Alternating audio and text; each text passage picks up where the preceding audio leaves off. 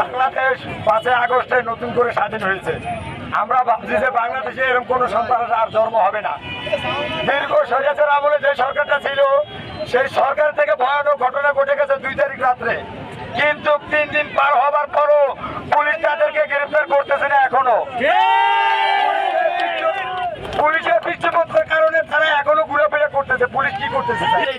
আমার বাইকে 10 থেকে 12 জন সন্ত্রাসী হামলা, তাদেরকে কুপিয়ে হত্যা জখম। ওপেন ভিডিও আমি পুলিশের হাতে দিচ্ছি, ওপেন ভিডিও ওসি সাহেবের হাতে দিচ্ছি। কেন এখনো তিনি গ্রেফতার হয় না? আমার ভাই মৃত্যুর সাথে পাঞ্জা লড়তেছে চিটাগাং মেডিকেলে বর্তমানে। তার একটা পাউকে আলাদা করে ফেলছে, মাথার ভিতরে 18টা কোপে জর্জরিত। এখন আমার ভাই কি অবস্থা? সন্ত্রাসী ওপেনিং এখনো চাঁদাবাজি করতেছে, ঘুরতেছে, আরো আমাদের হুমকি দিতেছে। ঘরে কিভাবে থাকবো?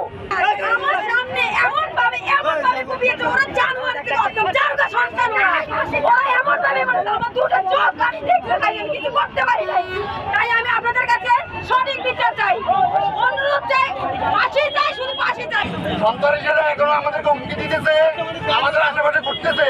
আমরা চাই তাদেরকে অতি সত্ত্বে তাদেরকে গ্রেফতার করার জন্য।